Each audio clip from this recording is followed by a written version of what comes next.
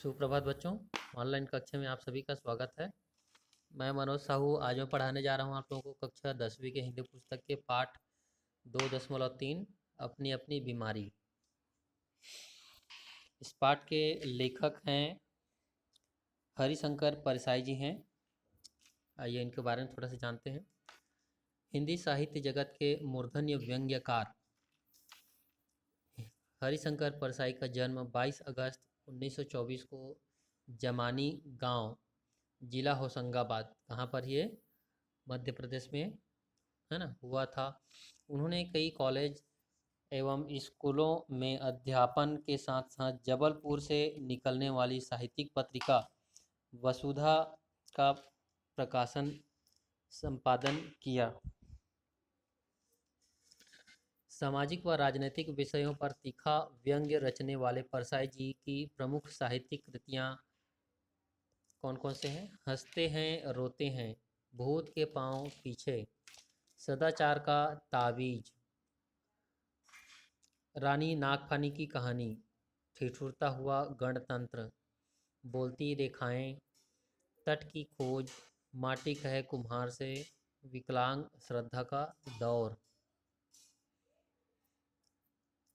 ये इनकी रचनाएं हैं। आइए शुरू करते हैं पाठ। हम उनके पास चंदा मांगने गए थे। चंदे के पुराने अभ्यासी का चेहरा बोलता है। वे हमें भांप गए, हम भी उन्हें भांप गए। चंदा मांगने वाले और देने वाले एक दूसरे के शरीर की गंध बखूबी पहचानते हैं। कहने का मतलब ये है कि गंध पहचानते हैं, मतलब एक दूसरे को अच्छा से जानते समझते, कि देख के ही जान जाते कि कौन कितना देगा और कितना नहीं देगा, है ना। देने वाला देने वाला भी मांगने वाले के शरीर की गंध से समझ लेता है कि यह बिना लिए टल जाएगा या नहीं। हम बैठे ही समझ में हमें बैठते ही समझ में आया कि ये नहीं देंगे। वे भी शायद समझ गए कि ये टल जाएंगे। फिर भी हम दोनों पक्षों को अपना कर्तव्य तो निभाना ही था। हमने प्रार्थना की तो वे बोले, है ना, मतलब चंदा मांगने के लिए गए थे तो ये बोले, है ना, प्रार्थना की है तो वे बोले, आपको चंदे की पड़ी है, हम तो टैक्स के मारे मर रहे हैं। ठीक है, आपको चंदे की पड़ी है, हम तो टैक्स के मारे मर रहे हैं करके बोल रहे हैं। सोचा यह टैक्स की बीमारी कैसी होती है। लेखक सोच रहे हैं कि यह टैक्स की बीमारी कैसी होती है। बीमारियां बहुत देखी है, निमोनिया, कॉलरा, कैंसर, जिनसे लोग मरते हैं। ठीक है, मगर यह टैक्स की बीमारी कैसी बीमारी जिससे वे मर रहे थे, जिससे वे मर रहे थे, वे पूरी तरह से स्वस्थ और प्रसन्न थे। मतलब ये बीमारी कैसी है, जो स्वस्थ दिख रहे थे, है ना, अच्छा हट्टे कट्टे दिख रहे थे, प्रसन्न दिख रहे थे, फिर भी वो उनको ये बीमारी है। तो क्या इस बीमारी में मज़ा आता है, यह अच्छी लगती है, जिससे बीमार तगड़ा हो जाता है। क्या ये ऐसी कोई बीमारी है जिससे बीमार तगड़ा हो जाता है? इस बीमारी से मरने में कैसा लगता होगा। ठीक है, मतलब इस बीमारी के होने से कैसे लगता होगा। बाकी अन्य बीमारी से तो बहुत तकलीफ होती है। अजीब रोग है यह, चिकित्सा विज्ञान में इसका कोई इलाज नहीं है। चिकित्सा मतलब डॉक्टर लोग जो इलाज करते हैं उसमें इसका कोई इलाज नहीं है। बड़े से बड़े डॉक्टर को दिखाए और कहिए यह आदमी टैक्स से मर रहा है, इसके प्राण बचा लीजिए, वह कहेगा इसका हमारे पास कोई इलाज नहीं है। लेकिन इसके भी इलाज करने वाले होते हैं, मगर वे एलोपैथी या होम्योपैथी पढ़े नहीं होते। ठीक है, मतलब इसका जो इलाज करने वाले लोग जो होते हैं वो एलोपैथी या होम्योपैथी नहीं पढ़े होते। एलोपैथी जो हम लोग जो मेडिकल शॉप में जाते हैं, जो डॉक्टर होते हैं अधिकतर एलोपैथी होते हैं। होम्योपैथी के आजकल इक्का दुक्का ही दिखाई देते हैं। हाँ, आइए आगे बढ़ते हैं। इसकी चिकित्सा पद्धति अलग है। इस देश में कुछ लोग टैक्स की बीमारी से मरते हैं और कुछ लोग भूखमरी से। टैक्स की बीमारी की विशेषता यह है कि जिसे लग जाए वह कहता है हाय हम टैक्स से मर रहे हैं, और जिसे न लगे वह कहता है हाय हमें टैक्स की बीमारी लगती ही नहीं, है ना। मतलब लोग चाहते हैं कि हमें टैक्स की बीमारी हो जाए। कितने लोग हैं जिनकी महत्वाकांक्षा होती है कि टैक्स की बीमारी से मरे, पर मर जाते हैं निमोनिया से। हमें उन पर दया आई, सोचा कहे कि प्रॉपर्टी समेत यह बीमारी हमें दे दीजिए, पर वे नहीं देते। यह कमबख्त बीमारी ही ऐसी है कि जिसे लग जाए उसे प्यारी हो जाती है। ठीक है, टैक्स की बीमारी मतलब जिसके पास ज़्यादा पैसा होगा उन्हीं को टैक्स देना पड़ता है। ठीक है, जो गरीब आदमी है उसको तो खाने पीने के लिए पैसा नहीं है, पहनने के लिए कपड़े नहीं है, तो उसको उसको टैक्स की नहीं लगता है, मतलब वो गरीब है ना। और जो टैक्स दे रहे हैं मतलब समझ लीजिए कि वो अमीर लोग हैं, अमीर लोगों को ही ये टैक्स की बीमारी होती है। इसलिए कोई भी आदमी चाहे कि मुझे भी टैक्स की बीमारी हो जाए,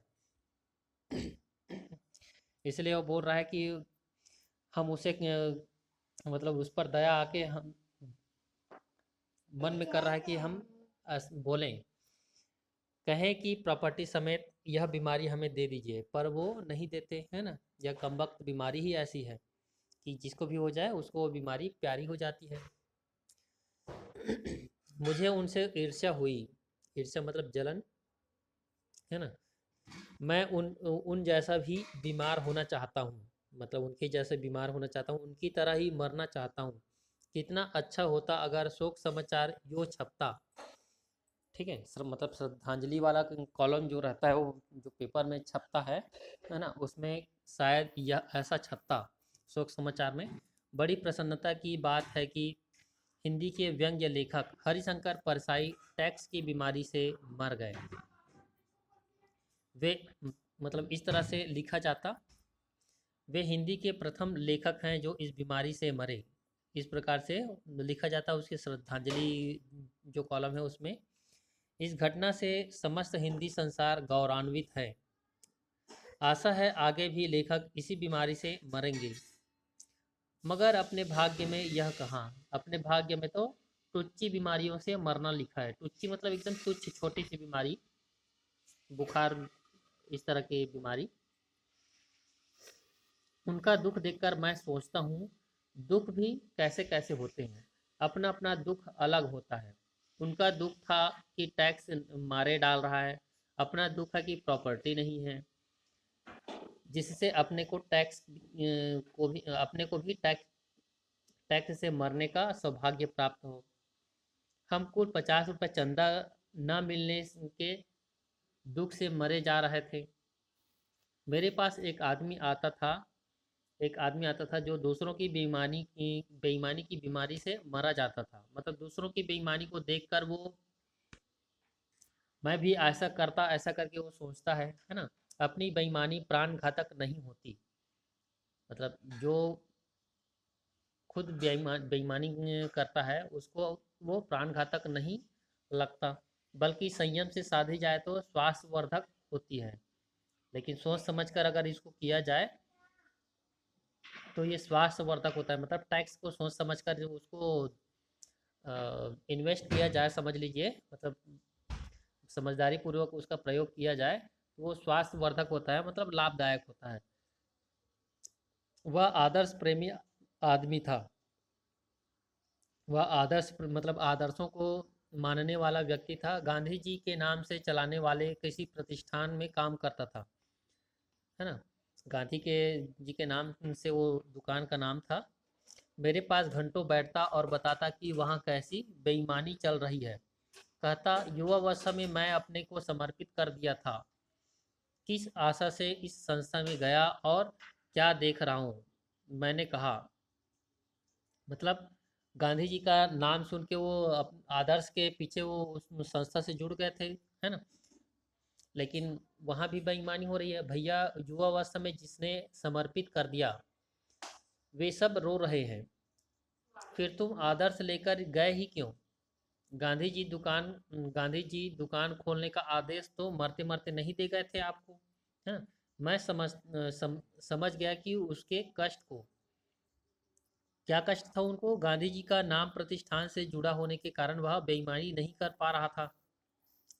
मतलब वो बेईमानी नहीं कर पा रहा था और दूसरों की बेईमानी से बीमार था। मतलब दूसरों को बेईमानी करते हुए देखकर वो उसको जलन होती थी, है ना। अगर प्रतिष्ठान का नाम कुछ और होता तो वह भी औरों जैसा करता और स्वस्थ रहता। मतलब अगर उसके प्रतिष्ठान या दुकान या जो भी व्यवसाय है उसका नाम अगर गांधी जी के नाम से अगर नहीं जुड़ा होता तो वो भी बेईमानी करता और स्वस्थ रहता। मगर गांधी जी ने उनकी जिंदगी बर्बाद की थी। लेकिन लेखक बोल रहे हैं कि गांधी जी अर्थात उनके जो आदर्श है ना, उसने उसकी जिंदगी को बर्बाद की थी। गांधी जी विनोबा भावे जैसों की जिंदगी बर्बाद कर गए। मतलब विनोबा भावे भी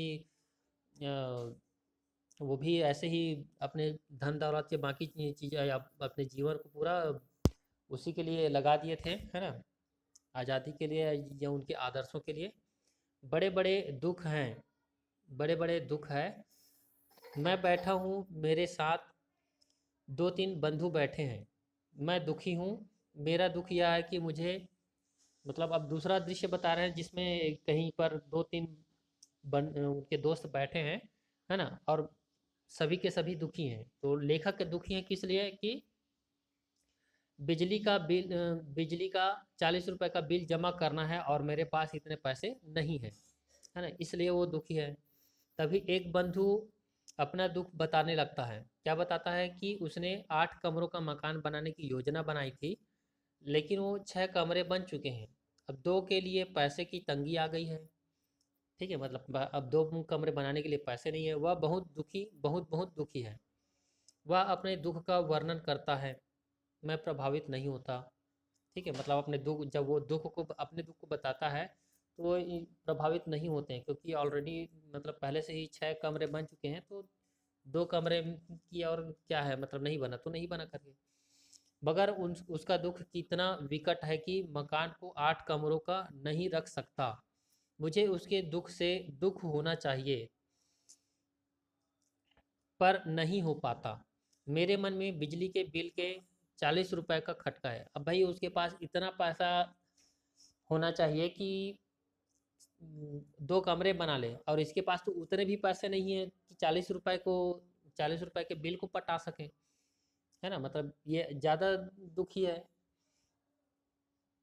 चलिए आगे देखते हैं। दूसरे बंधु पुस्तक विक्रेता है। पिछले साल 50,000 की किताबें पुस्तकालयों से बेची थी। इस साल 40,000 की बिकी। मतलब अब कहते हैं बड़ी मुश्किल है, सिर्फ 40,000 की किताबें इस साल बिकी।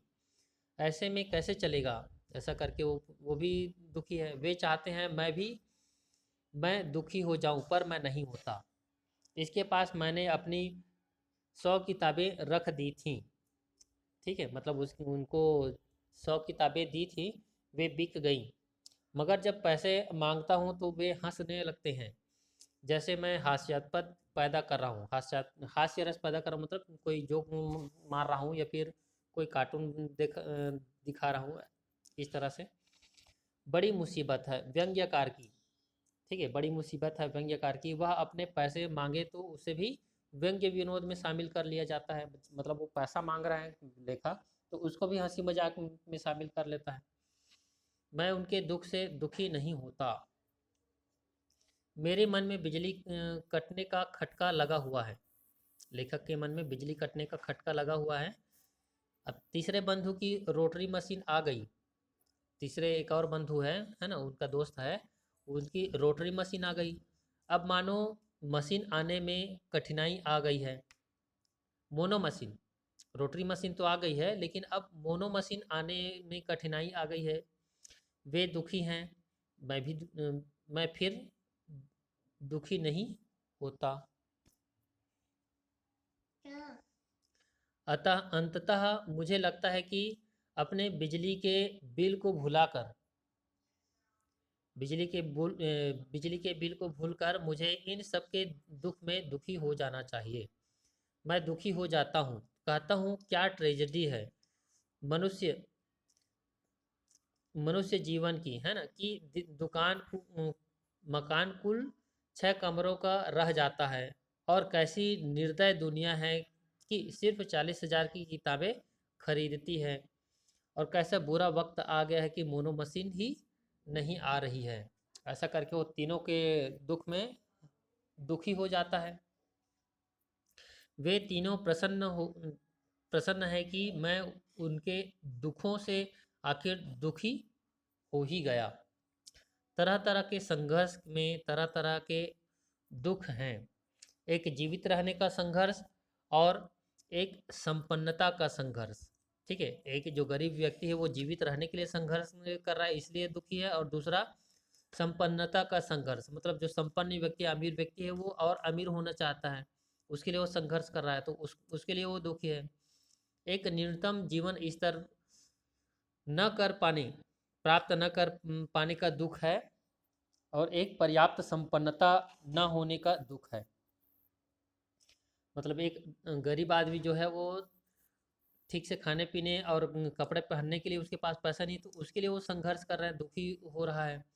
और एक दूसरा व्यक्ति है जो अपने संपन्नता अमीरी को और बढ़ाने के लिए वो दुखी है, मतलब और अमीर होना चाहता है इसलिए वो दुखी है। ऐसे में कोई अपने टुच्चे दुखों को लेकर कैसे बैठे। यहाँ पर अपने टुच्चे दुखों को लेकर, टुच्चे मतलब बहुत ही तुच्छ या बहुत ही छोटा, है ना, तो ऐसे में अपने टुच्चे दुखों को लेकर कैसे बैठें, ऐसा करके बोल रहे हैं। चलिए आगे देखते हैं। मेरे मन में फिर वही लालसा उठती है कि वे सज्जन प्रॉपर्टी समेत अपने टैक्सों की बीमारी मुझे दे दें और उससे मैं मर जाऊं, मगर वे मुझे यह चांस नहीं देंगे।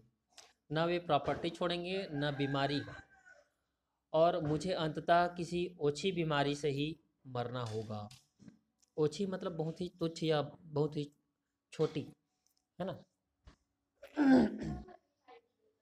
इस प्रकार यह पाठ समाप्त हो गया।